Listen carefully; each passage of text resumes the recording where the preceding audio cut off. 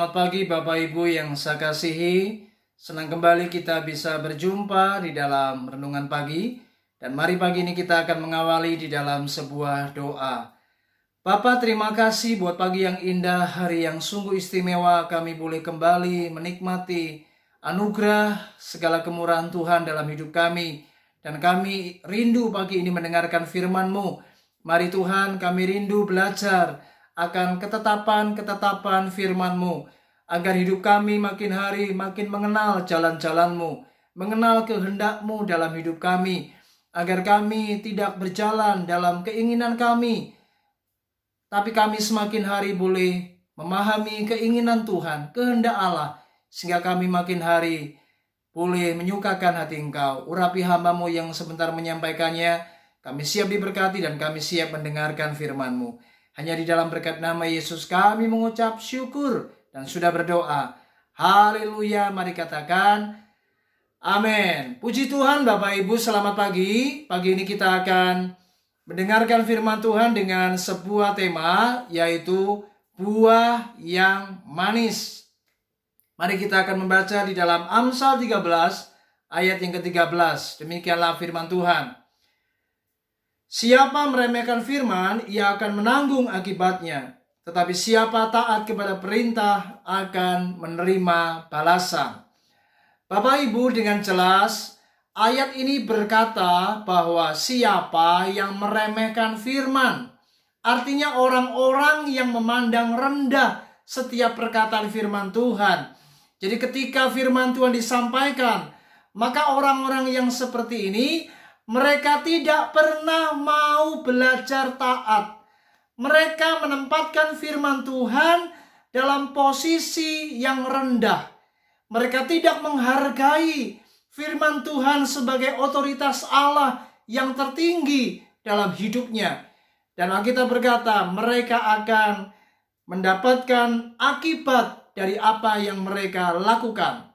Bahkan dalam terjemahan bahasa aslinya, orang-orang demikian akan menjadi hancur, Bapak Ibu.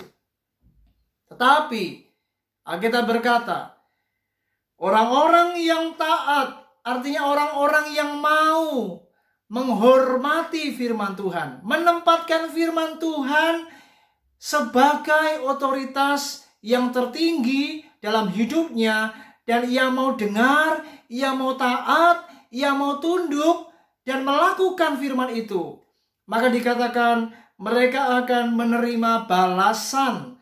Artinya Tuhan menghargai, Tuhan sangat senang dengan orang-orang yang taat, dengan orang-orang yang menghormati akan firman Allah dalam hidupnya.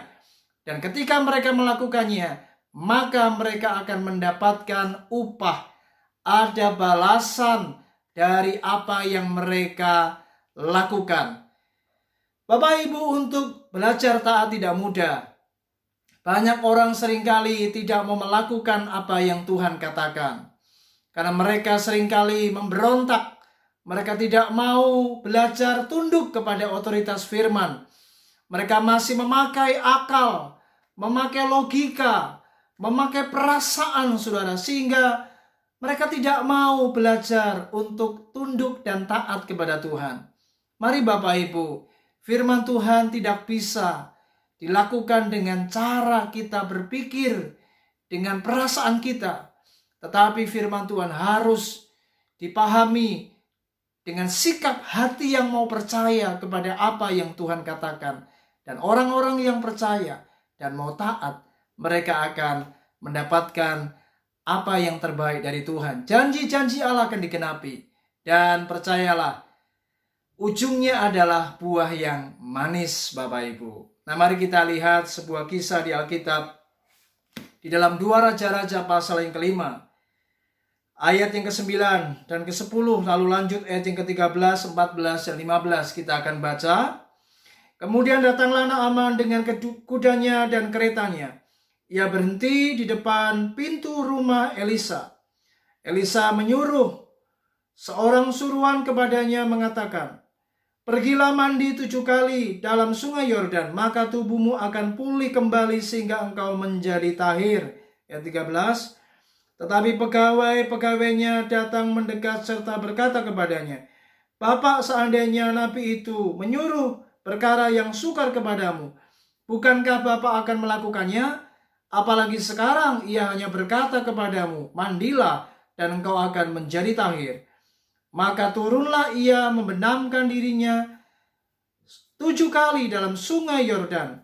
Dan sesuai dengan perkataan abdi Allah itu, lalu pulihlah tubuhnya kembali seperti tubuh seorang anak, dan ia menjadi tahir. Bapak Ibu, inilah kisah nyata. Bagaimana pada waktu itu seorang panglima yang bernama Panglima Naaman. Ia menderita penyakit kusta dalam hidupnya.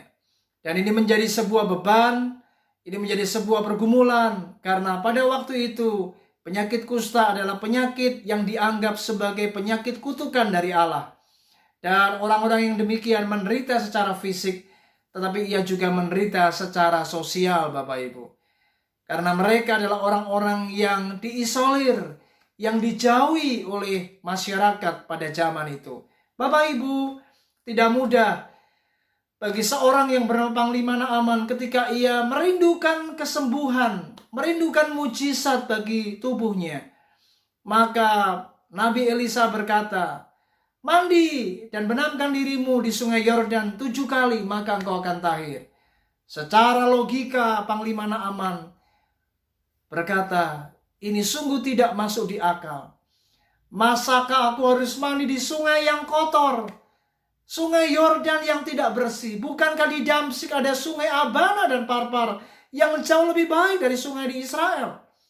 Mengapa aku harus mandi di sungai yang kotor? Masa aku bisa sembuh dengan cara demikian? Hatinya panas, hatinya gusar. Namun pegawainya berkata, Bapak, jika Nabi itu memerintahkan Panglima untuk melakukan apa yang sukar, bukankah Panglima juga akan melakukannya? Dan ketika Naaman mendengar pegawai-pegawainya berkata demikian, ia berpikir, iya juga kalau perintah ini aku lakukan. Bukankah ini hal yang sebetulnya tidak sulit? Aku hanya mandi 7 kali di sungai Yordan, pasti aku sembuh. Dan puji Tuhan Bapak Ibu, Panglima Naaman menanggalkan kesombongannya, menanggalkan akan pola pikirnya, logikanya, dan ia belajar untuk tunduk taat kepada perintah Allah. Dan sejak itu ketika ia melakukan perintah itu, ia memutuskan untuk mandi di sungai Yordan yang kotor itu. Dan ia percaya bahwa ini firman akan terjadi dan ia akan menjadi sembuh dari penyakit kustanya. Dan luar biasa, ketika ia membayar harga dengan harga yang mahal, ia tidak gengsi Bapak Ibu.